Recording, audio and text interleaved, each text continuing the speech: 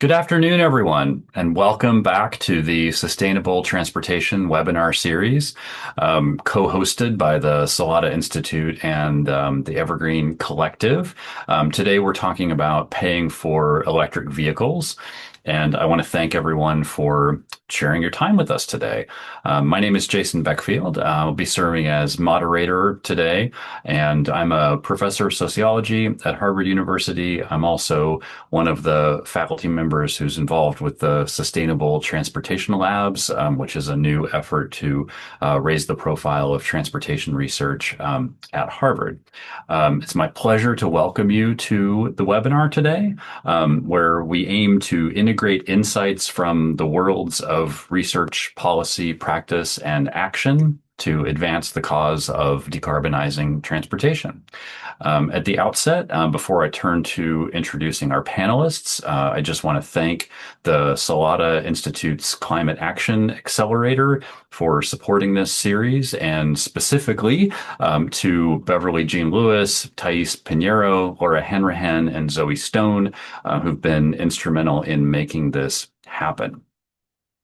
Turning to today's webinar, as we all know, the federal government has thrown vehicle electrification into chaos. Electric vehicle tax credits have been slashed. California's Clean Air Act waiver has been rescinded, and uncertainty has been inserted into the competitive grants process. Fortunately, though, there's hope. Necessity does tend to be the mother of invention. And so we're very lucky here to have some people who are doing some great work on invention. We'll hear from Christian Kaps, who's a faculty member at Harvard Business School. On the research side, we'll hear from Morgan Ellis, who is the Director of Electric Vehicles, Climate Change, and Air Quality at the Maryland Department of Transportation on the policy side.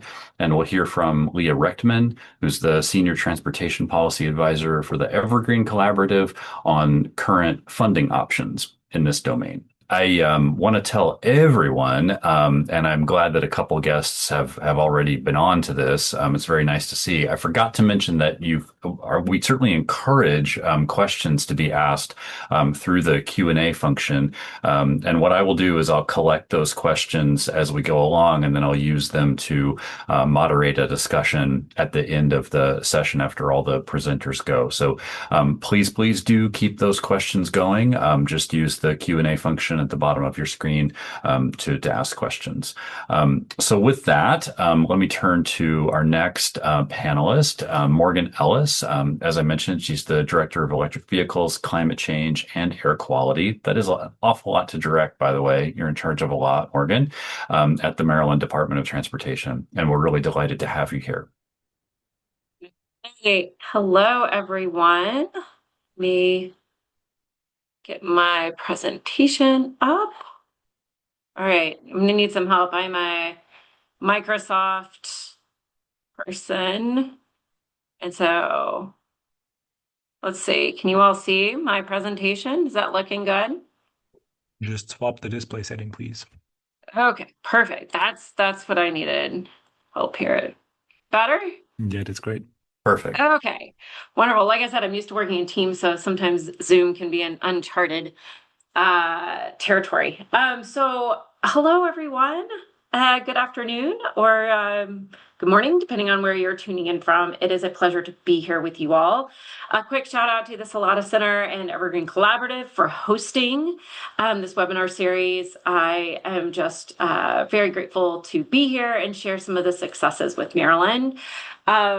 And also just a minute to say how refreshing it is to hear some of the research. I'm looking forward to Liya's conversation about the federal level. Sometimes we get in our bubbles about, our day-to-day. And so it's always refreshing, especially when we're working on EVs, to have these conversations, learn what people are doing about, moving the ball forward.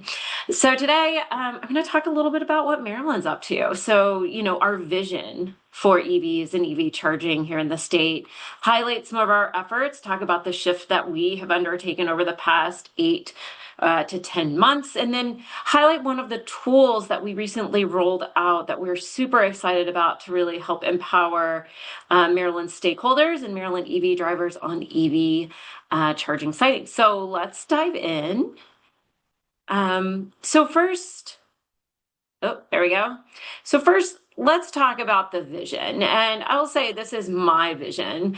As you can see, a state of Maryland, sometimes referred to as America in miniature. We've got mountains to the west, we've got beautiful coastline to the east, and we've got one of the most heavily traveled interstate corridors, being the I-95 corridor connecting the Northeast to the nation's capital. We've got a little bit of everything. And that creates challenges because no two parts of the state are the same.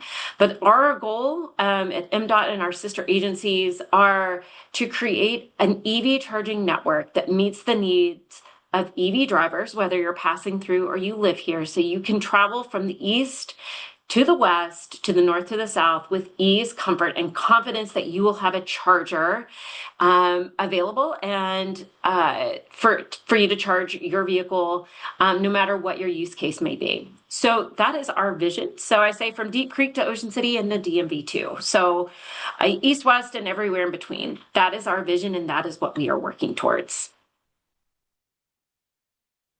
So where are we starting? All right, so what we're starting with, we have a lot of chargers. So just here's a snapshot. I believe this was pulled from the AFDC.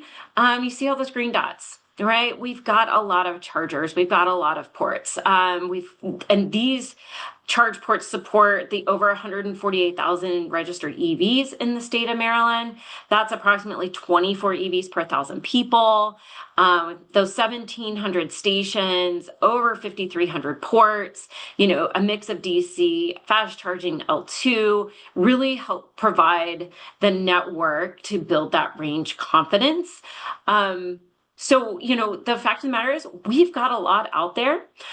We know we need to grow. We know we need more charging. We know we have gaps in our corridors. We know we have areas that we can grow in, especially in our multi-unit dwellings, our dense urban cores. How are we helping support rural charging? So we know that we have a lot of work to do. We're willing to roll up our sleeves, but I think the baseline is, the good news is we are not starting from scratch. So, what's our strategy? All right, let's all just take a deep breath here. As Jason mentioned, the landscape has completely changed.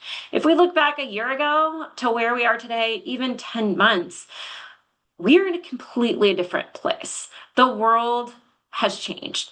The assumptions and the funding streams that we were counting on as the state of Maryland are now either one, non-existent, or two, what I consider program purgatory, under quote unquote administrative review with no end in sight on when those funds will actually come to the state. So, we were awarded a CFI2 grant. We've got EVC Raw, unknown, programs, and I should break those down. Charging and fueling infrastructure round 2, EVC Raw, that's the existing charger, fixing existing chargers to pull them online.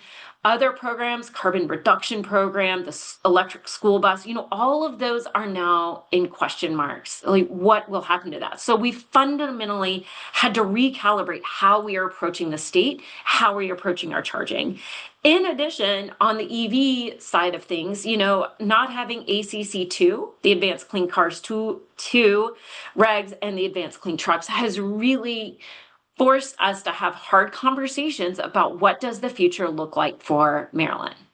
That said, I will say hard conversations, but not impossible conversations. So we are looking for, we are talking internal to the state, our state agencies, with our, federal state, other states, our federal partners, we're looking to push forward on all fronts and maximize what we have.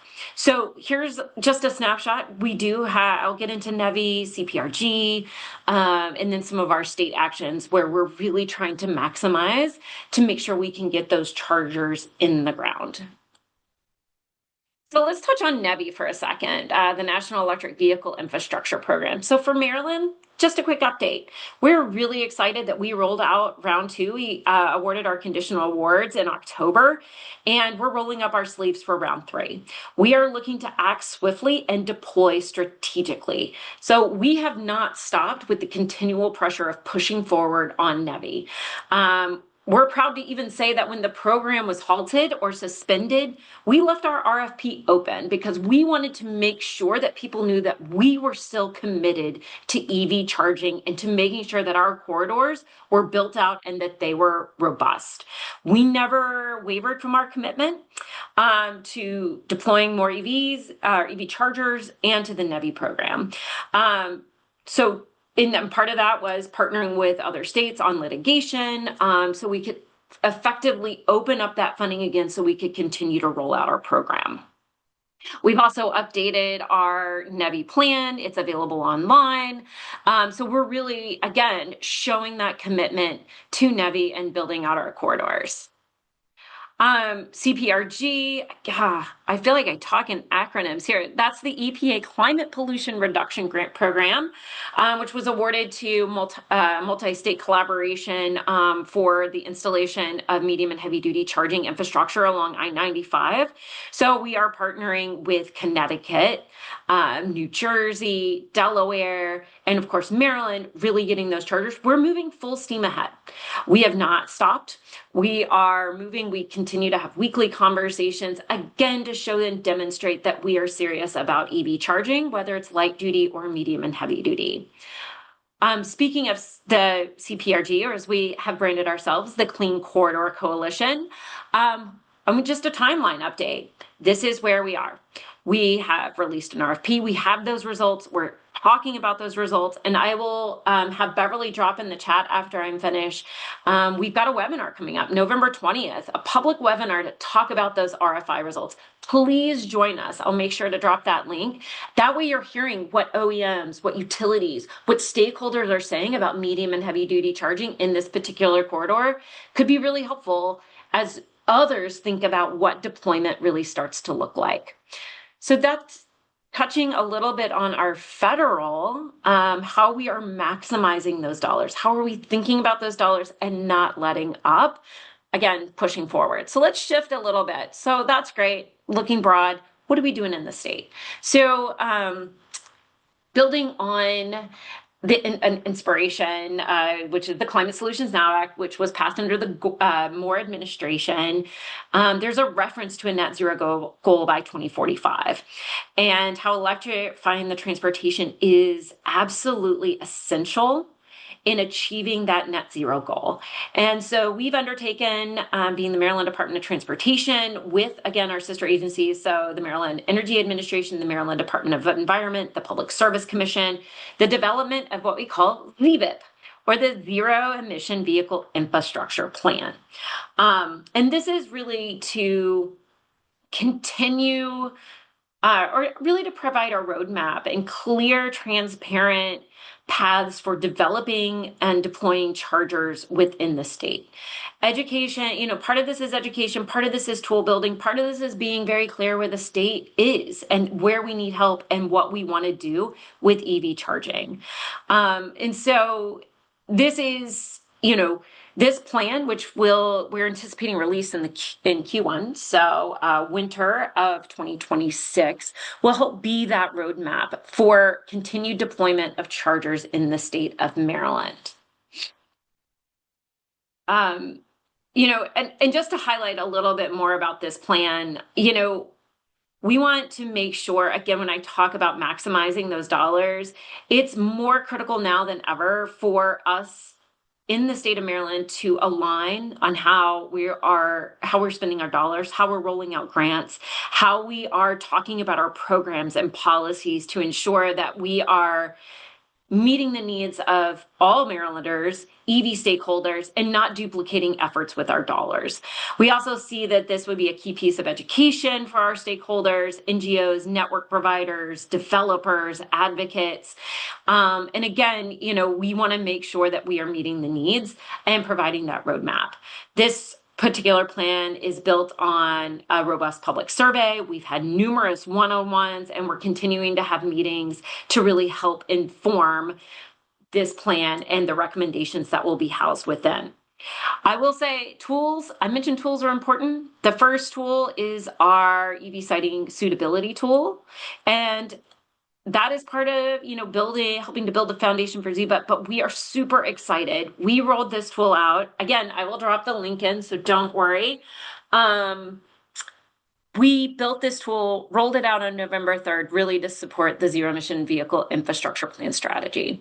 We have different use cases, and what this tool seeks to do is help understand where charging is most suitable. So it takes into account existing chargers. It takes into account, depending on the use case, gaps in the corridor, for example, or areas of high workplace concentration. Neighborhood amenity, think community centers, main streets, churches. So these areas, depending on the use case, where charging could be most suitable, depending on where we are today. So the interactive tool divides the state into 1 mile areas for those data geeks out there, 1 mile hex bins. This is to assist in those areas of identifying, again, high suitability. Our goal is to make it clear, where charging is suitable. And then also we see this as a tool that can evolve over time based on different data layers. As we get more chargers out, how are we evolving this tool? So we want this to be a tool that is used to help inform, but also a tool that, can be used by a variety of stakeholders to better understand locally where charging could be most valuable or most suitable. I will say we welcome your thoughts and feedback. We consider this version 1.1. Love for you to check it out. Send us your feedback. If you have relevant data, we'd love to look at that and potentially incorporate it. So just a little bit more, again, targeting the uses, targeting the audiences. We see this as a tool that can be used by a variety of people and a variety of backgrounds. Like I put in local governments, businesses, the charging industry, I put in you, right? As you all are interested, maybe not in Maryland, but thinking about different use cases, what different data layers are building on this. How could this be applied in a variety of areas to help inform where EV charging could be? So again, a little bit on the uses, targeted audience. Just a little bit on the use case, and then I'll wrap it up and hand it over to Liya. But corridor charging, why? We need our corridors. We need our corridors built out. Again, east, west, north, south. We want to make sure people driving through have that confidence on what Kaps mentioned, those long drives. We want to make sure that they feel confident through the state of Maryland. We did roll in some AFC type, charging within 1 mile of the alternative fuel corridor, and so we tried to look at our corridors holistically, but also understand where those gaps are and where we could see suitable charging. Another use case, again, neighborhood and amenity. So L2, like how are we, where do you need to top off? You're running some grocery errands, you're going to church, you're visiting the main street. Like where are those areas where neighborhood and amenity charging could be beneficial, especially in some of our downtown areas? High density residential charging, man, I talk about our, our multifamily, this is a tough nut to crack. How are we thinking about apartments, condominiums, row homes? Where is it suitable? How are we thinking about it? We did, pull in some of those data layers to better understand where high density housing is, and then thinking about the suitability of where chargers could actually be installed.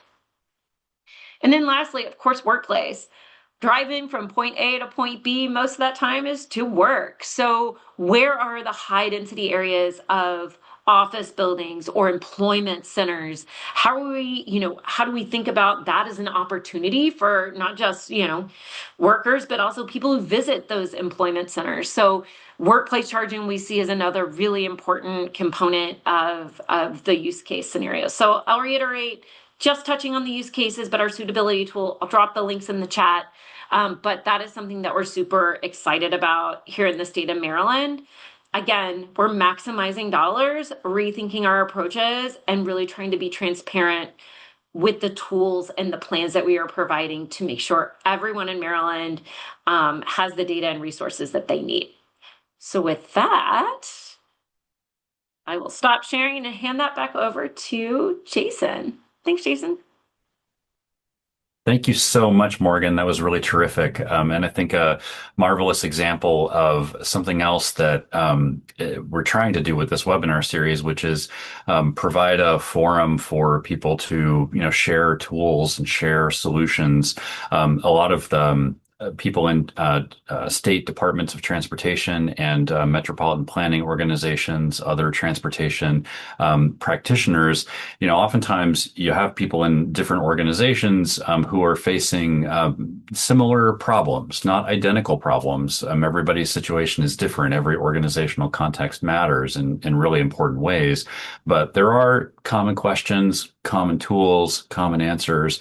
And one of the things that I really love about this community of people interested in sustainable transportation is that, I think there's a real eagerness to be helpful to each other. And that certainly came through loud and clear in your presentation, Morgan. So thank you very, very much. I'll now turn to Liya Rechtman.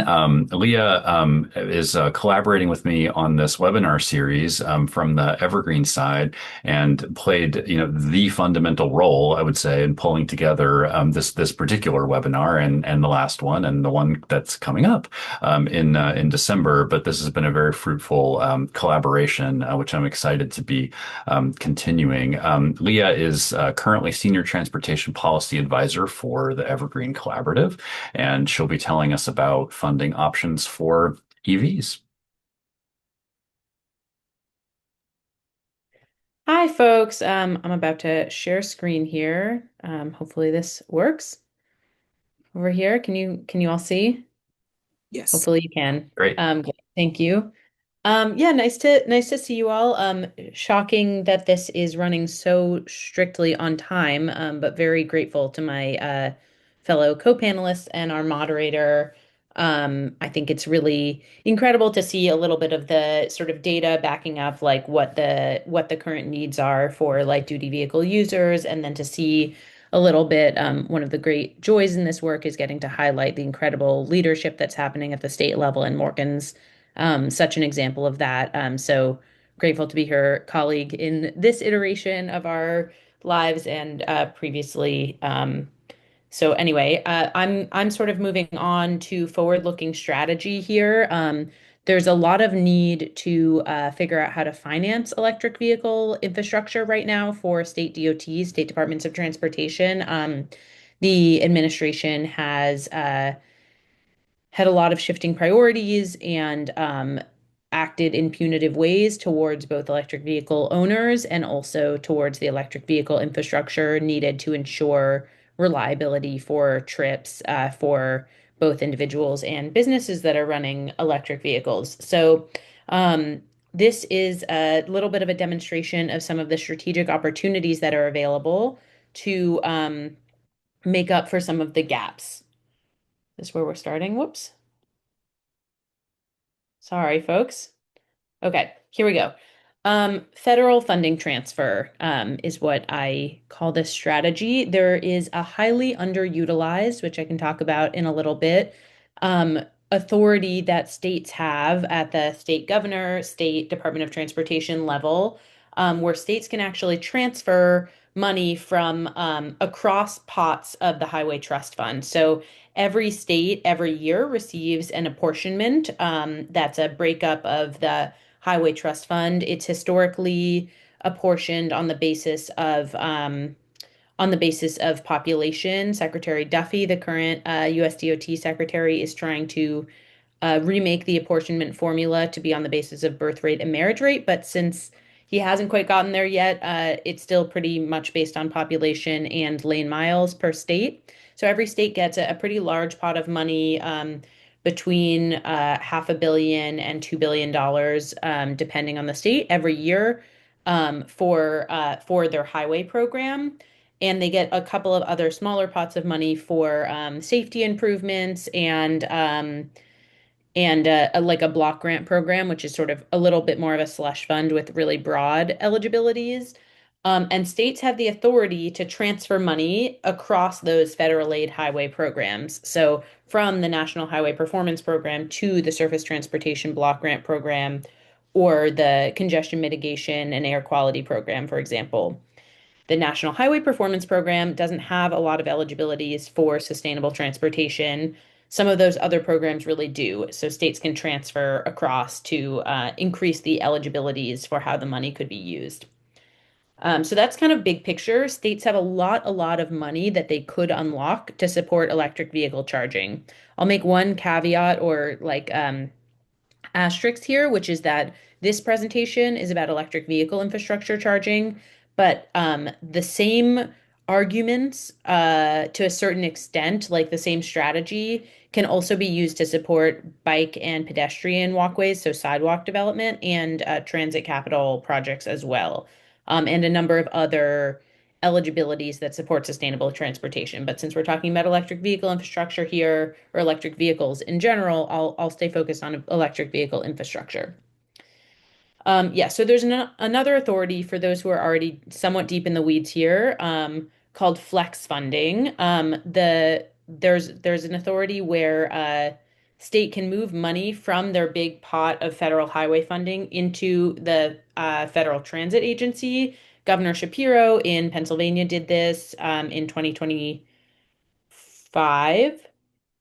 Can't believe that was this year, in late 2024, early 2025, to support the Pennsylvania statewide transit system. Um, Secretary Duffy, as I was writing this, things have already changed since I submitted this presentation on Tuesday. But on Friday this past week, Secretary Duffy and the White House submitted a proposal to Congress to sunset this authority in the next surface transportation reauthorization, the next like big transportation legislation. Um, uh, Assembly member, sorry, Congressman Graves, who is the chair of Transportation and Infrastructure, announced, I think this morning or late last night, that he wouldn't be considering that proposal because he wants the bill to be bipartisan, and he knows that a lot of the members of his committee wouldn't support a reduction of that authority. All that said, I'm just putting that out there to distinguish that authority, which I think is fairly well known because of the Pennsylvania context, from what I'm talking about here, which is transfer funding. I said this a little bit at the beginning, but transfer funding means transferring highway trust fund dollars from one federal aid highway formula program into another. So most notably here, from the National Highway Performance Program into the Surface Transportation Block Grant Program, which has the greatest amount of flexibility. There is a level of federal notice that's required, but it's something like an FYI or notification system that the state DOT has to send to their district Federal Highway Administration head office, rather than sending it to headquarters or having like deep political machinations. This is a pretty like standard thing that states can do to move money around to have the money fit the state needs more accurately. I mentioned already some of the federal aid highway programs, but we have them written out here. EV charging is eligible, as far as I know, at least in 3 highway programs. It's possible that it's eligible in some others. Those 3 are the Congestion Mitigation Air Quality Program, the Surface Transportation Block Grant Program, which is the most flexible, and Transportation Alternatives. States have the authority to transfer 50% of dollars out of any program into another federal aid highway program under the bipartisan infrastructure law. The fact that it's under the bipartisan infrastructure law is pretty important because that law sunsets in September. And so this is an authority that's historically been underutilized and that may not exist anymore after September 2026. Just for some context, states already do some amount of transfer. They primarily transfer money into the National Highway Performance Program, and out of the Congestion Mitigation Air Quality Program, as well as some of the climate programs, the Carbon Reduction Program, etc. So there's a lot, states know how to do this. There's some awesome data from the Climate and Community Institute that talks about trends, historical trends. Historical is not right. that talks about trends from the first 2 years of the bipartisan infrastructure law in terms of how states were using this authority. They were using it fairly minimally to the extent of like, I think 8 to 10% of funds they were moving around across programs. There's just like enormous additional capacity to strategically move it into programs that support sustainable transportation projects. Oh, I said this on this next slide. Sorry for the redundancy. The Surface Transportation Block Grant, that biggest, most flexible, sorry, it's not the biggest program, the most flexible funding program, can also fund highways, and states have transferred money out of the National Highway Performance Program in the past to the Surface Transportation Block Grant Program and still used it to fund highways. With the right level of education and project prioritization and political pressure, it's entirely feasible and in no way and there's no administrative or legal barrier to states prioritizing electric vehicle infrastructure over new highway projects using that money. Also, there is currently a carbon reduction program, which was intended to support states in meeting climate goals. Most states transferred money out of that program, and I don't think any states have transferred money into that program, but they easily could as well. On October 1, Secretary Duffy issued the 2026 formula funding apportionment. That means that states finally have the information that they need to go ahead and do the project prioritization and allocation. So they can do this. States have everything they need to do this right now for 2026. There are two states that I think are good examples of potential first movers. The first is Pennsylvania. The Pennsylvania legislature has been unable to fund transit because of they basically weren't able to come to a budget on public transit. So you have transit agencies at lower service levels. And Secretary Duffy issued a notice to Governor Shapiro saying that he needed to work on funding public transit in Pennsylvania, which is surprising for a secretary who's generally not interested in public transit, but I think tells you how bad the situation is. Pennsylvania would be a great case study for moving some of this money to fund transit capital. California, more in the electric vehicle realm, has announced that they want to support zero emission vehicle infrastructure and adoption without the clean air waiver that they've been using for the past 20 years. I'm not going to get that quite right. They're another good opportunity to make some strategic choices to support electric vehicle infrastructure funding with this kind of strategy. All right, that's all from me, and I'm right at time, I think. So looking forward to hearing questions. And thank you so much for your time. Thank you very much, Leah. Super helpful information. One of the hopes for the series is to give people news they can use and information that's actually actionable.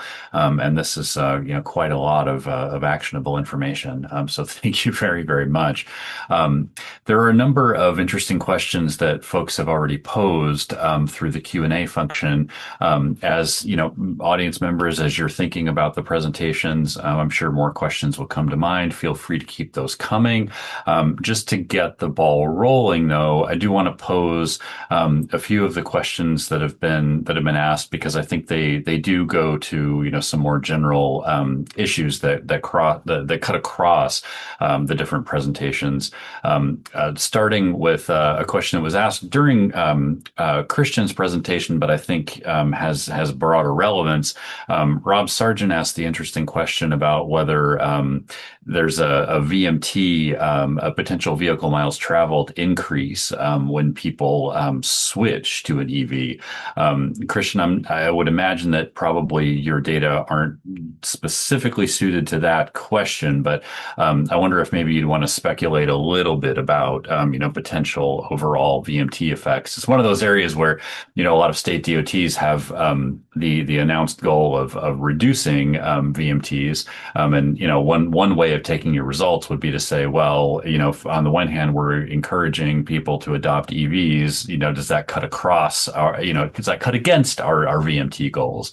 So I'm curious what you think about that. And certainly, if other panelists have comments on this one, feel free to jump in. Yeah, happy to take the question, and it's a great one. I'll give the usual caveats, and then I'll actually answer the question. So we do in the data set we have like 320,000 vehicles. Of course, there we don't necessarily see the switching behavior because we only have 1 year of data.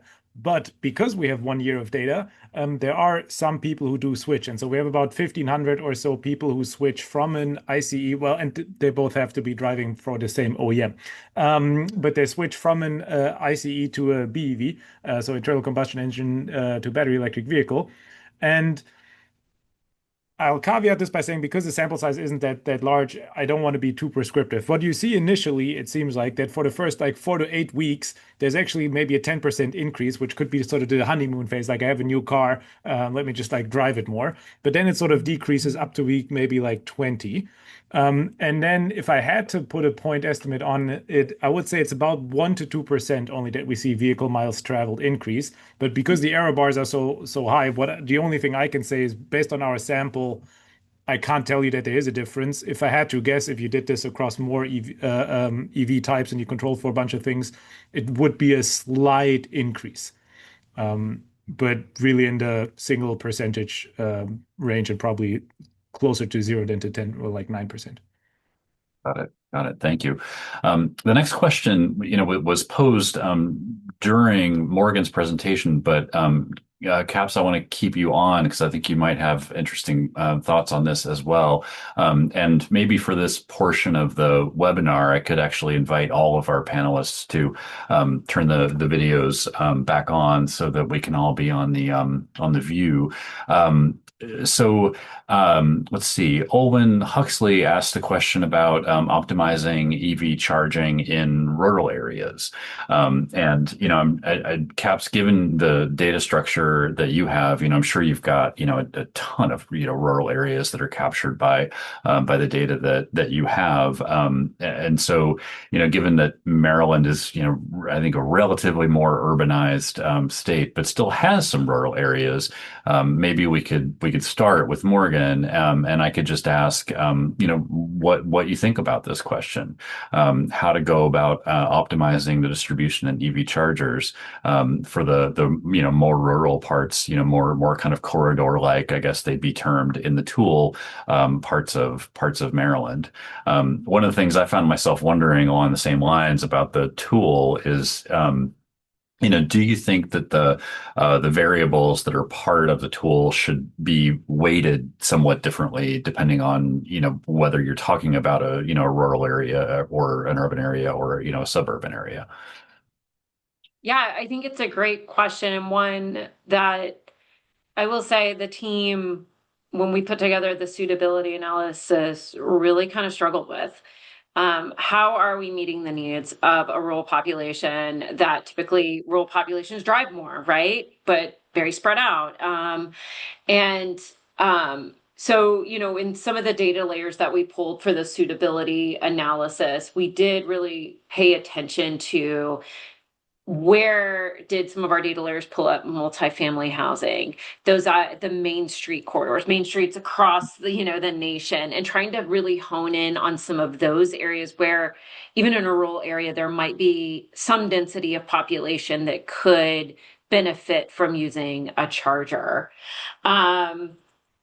We also, as part of the suitability tool, analyzed rural and urban differently because we understand their needs and their use cases are different just, by the nature of how they use a vehicle, and to make sure that the non-urban areas weren't outweighed by,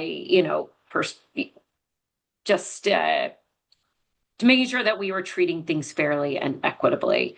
And so, we did look long and hard about thinking about how we separate, how we make it as apples to apples as possible. What data layers, our Maryland Department of Planning and DHCD, Department of Housing and Community Development, we tried to find those data layers that might help inform that, but it's ongoing. I don't think that we've solved it, and I think it's somewhere that will continue to grow and really try and understand.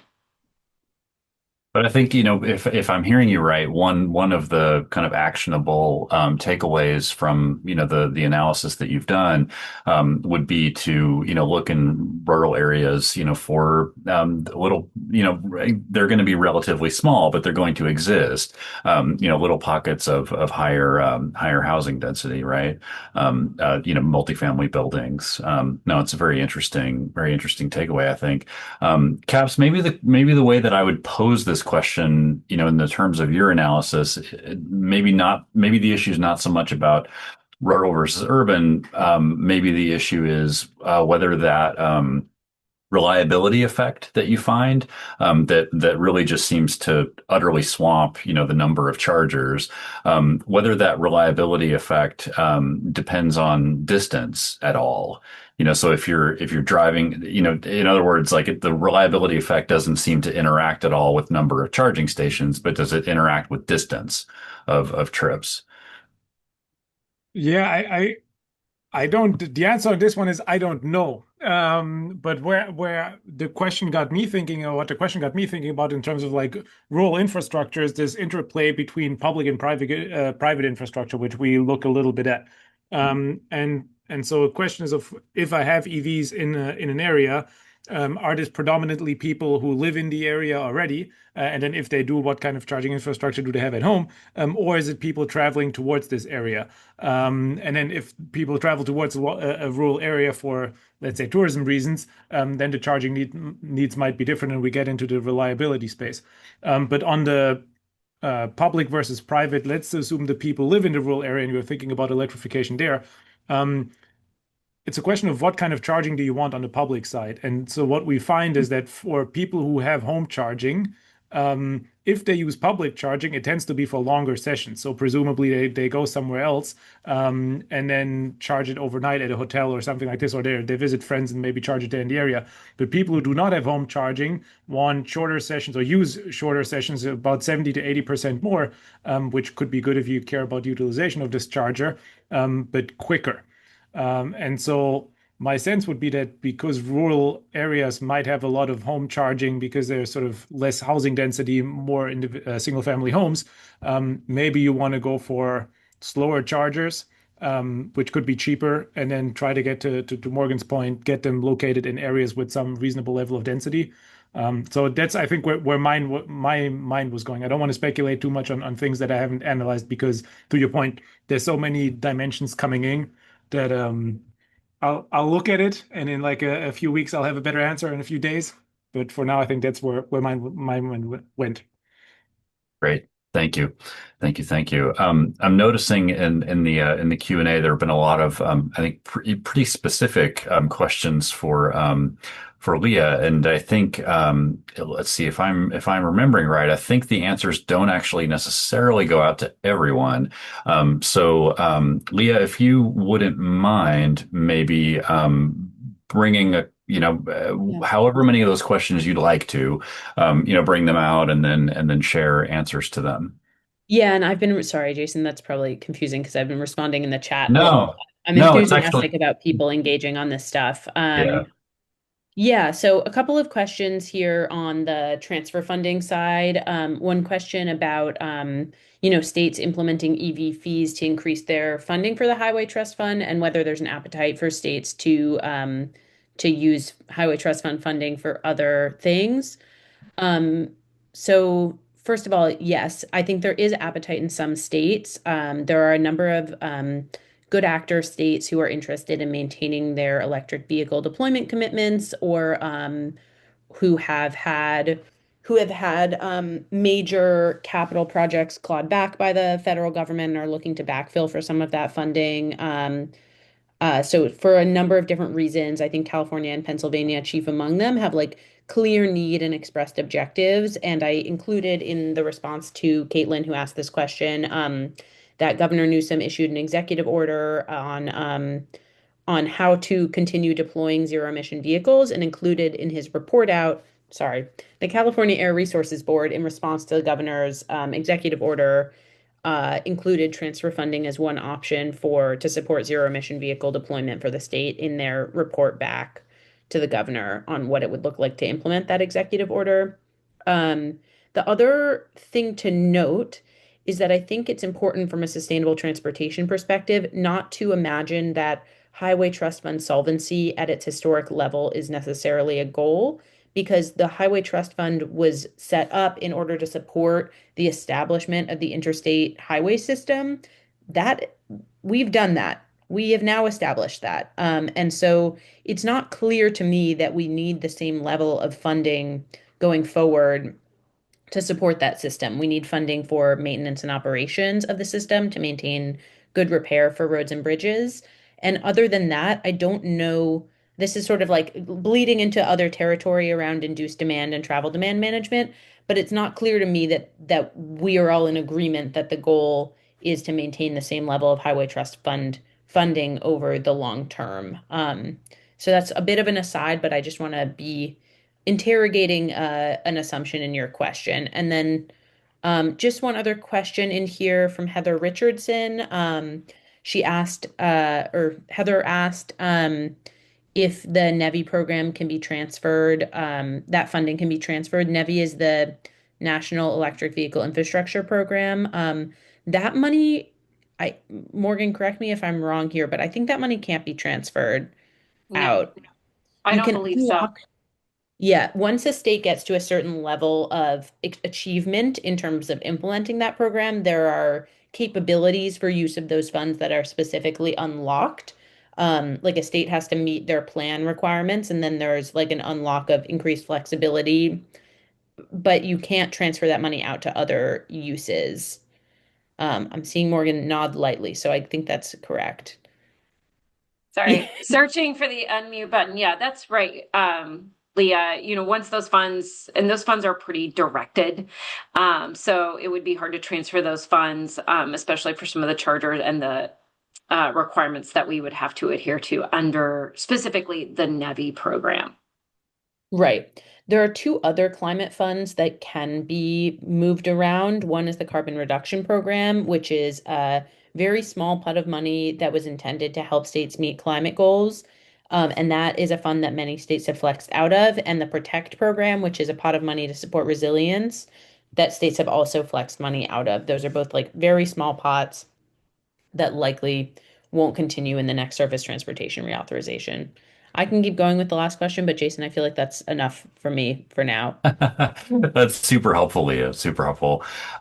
Maybe pulling some of these threads together a little bit. One thing I'm curious about is are there ways that federal resources or perhaps state regulations could be used in innovative ways to support having a more reliable charging infrastructure? I mean, those, the effects in that analysis that you showed, Kaps were pretty large. And so, that makes me wonder, what are the barriers to reliability here, and what can be done about them? I mean, I can start as the non-policy expert, but I'm happy to hear great ideas. I think a big piece to me would be sort of like mandatory regulation or information sharing about the state of the chargers, and the fact that currently it goes through PlugShare, and it's great that our colleagues have sort of scraped the comments and tried to analyze them over time. But if you go to a gas station, you just assume everything is up, and then if you look at some of the literature, depending on where you look, like you have a, I know, 25 to 50% chance that there's some interoperability issue with the stations. So I think just moving from we need to build charging and we need to build chargers to we need to make sure that the chargers we have work all the time for all vehicles.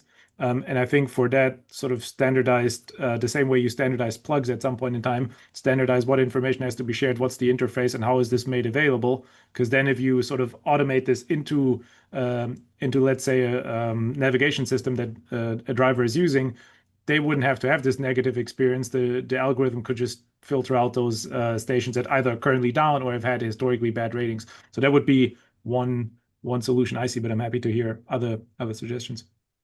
Morgan, any approaches to this from Maryland? Any cool stuff Yeah, you guys are doing? yeah. The elephant in the room, reliability.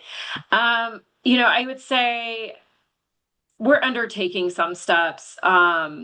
there was an interagency work group that did come together, and I'd have to pull that report to talk about reliability. It was Maryland Department of Transportation, Public Service Commission, Maryland Department of Ag, and I'll pull that report and put that in the chat. So that was, I think, definitely a first step. I think fundamentally, this is really, really hard when we talk about the term reliability. And I'm talking about it as if I'm investing dollars for NEVI, like MDOT has some control over that for, the 5-year term. And then,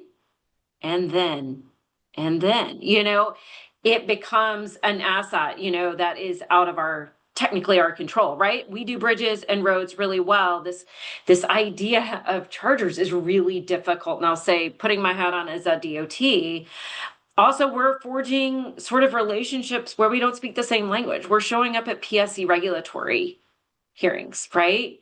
Uncharted territory for many DOTs. We're working, in regulations that we're not as familiar with, advanced clean cars, and I think, and then, in some of our world where we're dealing with weights and measures, which is in the Department of Agriculture, these are relationships that I think are honestly in their infancy, and they need to pick up quick, and they need to be strategic, and they need to be thoughtful. And sometimes I feel like we speak different dialects, and it's like, where do we even start? And then reliability becomes sort of this pointing in different directions. And I think it's been a challenge. I will say, in the position that I sit in now, it's been tough when we think about reliability and making sure that those chargers stay online, that they're reliable, that they're putting out the electrons that they're supposed to. So I will say it's evolving, but again, that deeper collaboration and coordination across the agencies is absolutely essential. But it's tough. I will say it's still the elephant in the room. It's still very difficult. Yeah, something that seems pretty clear is that the reliability is kind of an umbrella term in a way that captures a lot of different subdimensions. Like are we talking about reliability in an on-off kind of a sense, or are we talking about reliability in terms of a charge that continues coming into your vehicle as long as you would like for it to come into your vehicle and doesn't stop early? Are we talking about reliability in terms of the payment infrastructure, and what it might allow? And so my hunch is that data on that are probably very hard to get. I mean, you can use the scraped plug share data to come up with like an overall score. But Kaps, I assume you guys haven't been able to do anything to break it down into different dimensions of reliability. So we personally haven't, but if you look at Yifan Liu's paper and Omar Asensio, they're out of Georgia Tech, they have looked at multiple of those different dimensions. And I mean, there were only 15 minutes, so I didn't get into the specific parts of the comments, but you would directly see some people say, like, this didn't work for me at all. One comment is very detailed, like 5 of the chargers worked, 3 others were a little bit slow, and then I could find something. So they've done more work to sort of disentangle this. But of course, this is all inferring from text comments, and the more you unpack the onion, the more kind of like noise you introduce. But yeah, I think a big piece, I mean, the European Union, for example, has passed legislation where for any charger, because I see a comment or comment/question by Steve Paperno, who had to download like 5 different apps to even interact with those charging stations. Like in the European Union, if the charger has, I think, above 50 kilowatts, there needs to be an basically like Apple Pay or NFC payment solution. So you need to be able to pay with your credit card. Sure, you can have an app on top of that. But I think what some of the charging station operators are forgetting, they're sort of the incentives are such that they're optimizing for their own margins and their own sort of lock-in of users. But there's sort of an extensive margin of, if we can just make it easier for everyone to charge, there might be more people charging. And so I think that's one of the things that could either be solved by I think will need to be solved by regulation. But at least some other countries are finding this as a very potentially easy solution. So at least your credit card works everywhere you go. And I'll just add my one of my staff threw me a lifeline, thank goodness, for chat here. I will say I wanted to give a shout out to our Public Service Commission and our utilities have started to embark on an EV pilot program to look at reliability and to understand reliability and what that means between a regulated entity and the utility, right? So making sure those chargers are up, running. And so I think that is still underway. So it's roughly about 800 public chargers under the utilities. So I think that those learnings from the regulated entities will be will be helpful to the network providers, and I think those groups like MDOT or other DOTs installing chargers. So I just wanted to give a shout out that Maryland is investigating and working, but I'd still say it's very much underway. I'm curious, Morgan, especially you mentioned collaboration, and and Kaps, when you're talking about the kind of regulations that might be supportive, in building a more reliable charging infrastructure, I think those comments also point to interagency collaborations that might need to happen. So I think this is maybe a question more for Morgan and for Liya.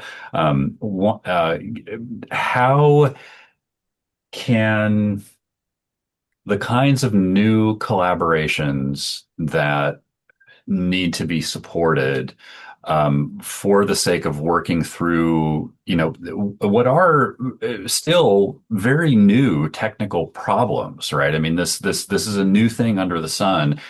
We don't have a very high, EV penetration. And so people are still working out, a lot of the puzzles. And, Morgan, you mentioned, what happens when, DOT people go into, a PSC meeting or, attend a PUC meeting, and suddenly everybody is speaking in different dialects and nobody can really understand each other. And I know, Liya, you thought about interagency dynamics when you were at USDOT as well. How can those collaborations and translations and interactions be supported and developed? I think it's a great question, and I think it is something certainly that I am extremely dedicated to here at Maryland DOT. And I will first give a shout out to my leadership, who has been extremely supportive in pushing a lot of these dialogues and conversations. How do they do that? Can you elaborate a little bit on that, Morgan? Sorry to cut you off. How do they do that? What do they say? Sure. So, I sit in the secretary's office here at the Maryland Department of Transportation. My, assistant secretary, the chief of environment and sustainable planning are very open and encouraging of reaching across those aisles, right? They have been encouraging of getting more engaged in Public Service Commission, in the dockets, in the regulatory hearings, because especially now, again, I can't emphasize enough the change in the landscape over the past 10 months.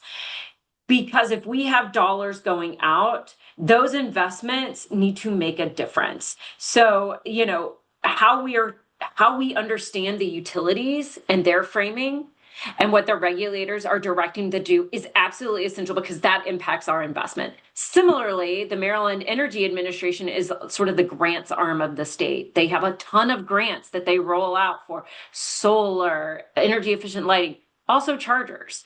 It became very apparent, not that we weren't collaborating, but to have deeper conversations. What is your lane? How are you framing this? What are you doing? To have those nitty-gritty conversations to make sure that whatever dollar is being put out is being maximized, is being efficient, and is being a dollar that doesn't turn into a stranded asset. And I think, it's definitely started with a supportive leadership saying, yes, go do that. Take the time that you need to understand what the Public Service Commission is saying. Take the time to have sit down conversations with the staff. And I think that that type of leadership, but then that type of just going and doing it and asking questions is so essential, because what we found is the people on the other side of the aisle still have the same questions, and they're looking at us like, oh, okay, DOT, like, great, what do you do? So Yeah. everyone has the same questions. And I think this idea of EVs and EV charging and constituents going, this charger doesn't work, this charger doesn't work, this charger, has forced a lot of those state agencies to say, like, look, we got to figure this out. So. Do you feel like you have scaffolding for asking the kinds of questions that are helpful? I mean, it sounds like you've actually learned a lot about, just like what very concretely, right? In terms of the social process, like how do you articulate questions in a way that gets you the information you need, but also it sounds like supports the development of a collaborative relationship, So I'm a sociologist. This looks like people interacting to me, which I find Yes. completely fascinating. And I love learning about the patterns of how those things happen. That's a really good question. And maybe it's my personality. I have no problem asking just like a ton of questions. Leah can attest to that. Questions, conversation. But I think there's always room to grow, especially as the DOT, as we move into these uncharted territories that are not asphalt, concrete, or a bridge. Mm. So I think there's more scaffolding that is needed. I think our national associations are getting better at talking to each other. So we've got NASIO, which Lifeline, National Association of State Energy Officials, and then AASHTO, the American Association of State Highway Officials. They came together under the Joint Office of Energy and Transportation under NEVI to help bridge that gap. Those are the types of partnerships that really do help frame questions and build partnerships to help people get the courage to go, I don't know what a PSC is. Help me understand, right? And so I think it's those types of avenues that are starting to get there, but definitely need to be accelerated. Definitely. Yeah, I just want to add one quick thing, sort of speaking to Jason, your expertise. Just Morgan and I used to work together very closely in an interagency capacity, trying to do massive coordination on policy and strategy. It was hard. It was extremely hard and slow.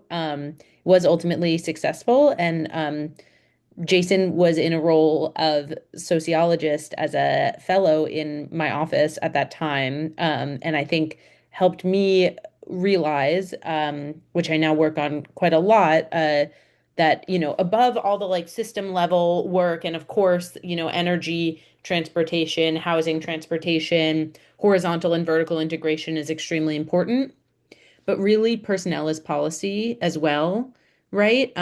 Having people who are like capable of talking to each other and working together, which is not a personality thing, but I think is a habit, and building some of that trust between people on different teams is extremely important. There's sort of nothing that can replace grabbing a beer together at the end of the day to move policy forward, as a true strategy. So I really and there's nothing that can replace leadership that is visionary, understands sustainable transportation, and empowers their people to do good work. I just right now, as we look to the staffing up of state DOTs with new governors in New Jersey and Virginia in particular, I'm thinking quite a lot about, who are the best people who could be supporting sustainable transportation in those states at the administrative level, and so much of it has to do with people and vision and bravery, and coordination at a personality level rather than at a personnel level rather than anything legislative or bureaucratic or financial flows. So I appreciate, Jason, you bringing that up, and you bring the sociologist lens always to those questions.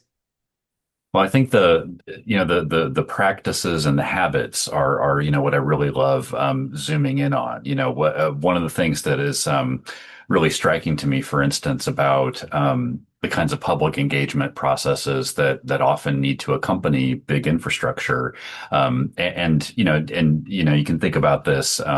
from the perspective of EV adoption too. EV adoption is a social process as well. Involves people talking to each other, involves people communicating. But what you often see is that there's a craft to taking a disposition of learning to something, right? And I mean, Morgan, what I'm hearing, just to underscore this, in the very beautiful way you talked about your interactions and getting to know people, in the utilities, on the utilities side, on the power side, is that there's an expression of vulnerability that comes with saying, I need you to tell me what a PSC is and what it does, right? But there's a way to do that, that does, I think, build good connections and helps with collaboration and translation, all that stuff that seems to happen. There are a couple of questions in the Q&A that are getting at different ways to the problem of ownership of data, I think, and the kind of data that go alongside the charging infrastructure. So one question is whether you all think we might see.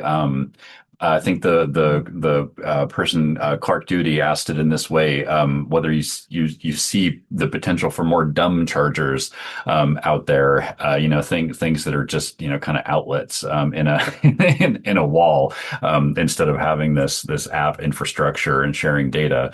On the one hand, that might be kind of a bummer because we wouldn't have the plug share data to do analyses with. But on the other hand, would that be a way of making progress in a brute force kind of fashion? And then, how much of a problem do you guys think it is that oftentimes the data, not just on chargers, but on the power infrastructure, can be proprietary? I'm thinking especially with the rise in energy demand that's coming from data centers.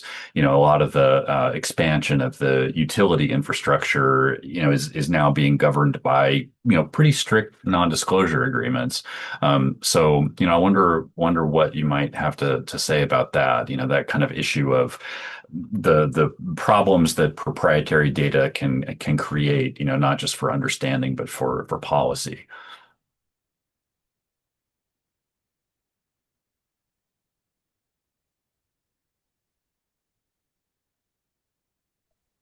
I mean, I can speak a little bit to the utility piece. I mean, there's the part of the paper that I didn't get to talk about is on strategic charging, and I think it's an interesting question because for the OEMs, a lot of them, they traditionally manufactured cars and thought about maybe the maintenance part after sale services, but they never thought about like what do we do in terms of like smart charging vehicles or like interacting with the way the customer refuels. The customer just does this outside of us. And so it's to the point of like, how do people communicate? You now have a utility that isn't used to talking with OEMs, and you have an OEM that doesn't speak the language of the energy market, at least traditionally, but they are trying to learn. I think sort of the first generation of electric vehicles was like, let's make them work as vehicles and get them into the market. But now it's really a question of how do we make them cheaper? And I think what at least and cheaper, one way of making them cheaper is by using whatever the utility is willing to pay for in terms of flexibility payments, demand response, peak shaving, and so on. I think the issue of proprietary data, it's not so much that it's proprietary, it's again that there is no standard way of dealing with it. And so if you're in this case like an OEM that wants to offer smart charging services in the United States, currently, they're trying to deal with 38 different utilities across to service sort of 80% of their customers. And so that's where they're currently struggling with. But I think from a business perspective, what could be an interesting way out of there is trying to form those consortia. And they've worked successfully like in other circumstances. And so what you see some of the OEMs do is like form mass on their side. So they have not just a few thousand, but maybe tens of thousands of vehicles, hundreds of thousands of vehicles. And then with that sort of mass on the OEM side is here's what we need as data signals to plug into our cars. So yes, it's proprietary, but I think the large players could get around that, like can circumvent the proprietary nature. It's the fact that it's one step at a time, one utility at a time, which is hard to scale for a company. Yeah, I think the patchwork is really difficult. I mean, even in, I'll say, a small state like Maryland, we have multiple utilities, multiple, you know, there's different providers. I do think, the access to data is really important and real-time data. If if you have a Tesla, it shows you the charger, what's available when it's not. And that type of data is really, really powerful when it comes to chargers and sort of building out your route planning. But I think the data is really, really difficult. So I'll be looking forward, Kaps, Liya, all the research on some of the data, which I find will be really helpful over time.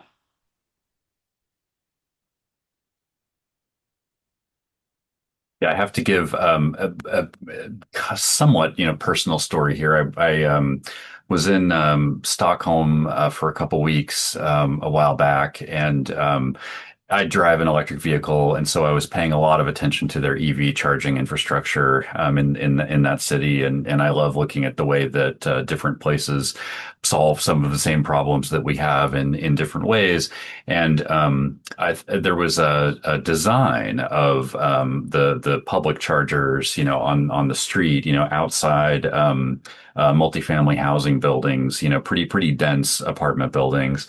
And the brilliant thing I thought about them in terms of their design was that they were kind of these tall poles that the charger was built into, and at the top of the pole, so highly visible to any EV driver who's anywhere near there, right? There are three lights, and everybody knows kind of the color code, right? Orange, the thing is broken, right? Green, the thing is working and available. Blue, it's working, but it's not available, right? And as a driver, and I wasn't actually driving, I was walking because it's Stockholm, but as a driver, I think that just that kind of simple design change, makes navigating the EV charging infrastructure as it exists a lot easier. It's not that big a thing to have to change. You could play, red light, green light, yellow light, in this country. I think it would work pretty well. Okay, so we're almost at time. So we should wrap up. The thing I want to mention before I thank our panelists again is mark your calendars for the next webinar. It's on December 15th at 2 p.m. and it will be on equitable and sustainable transportation. And we have a very special guest indeed that day. And I will leave you with that cliffhanger as to who could that special guest possibly be. It's going to be very exciting. Stay tuned for those invitations.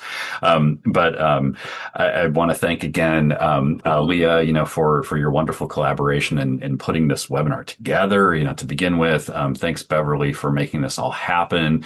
Morgan and Kaps, thank you so much for your contributions here. I learned a ton from everyone, and I hope that everyone enjoyed it.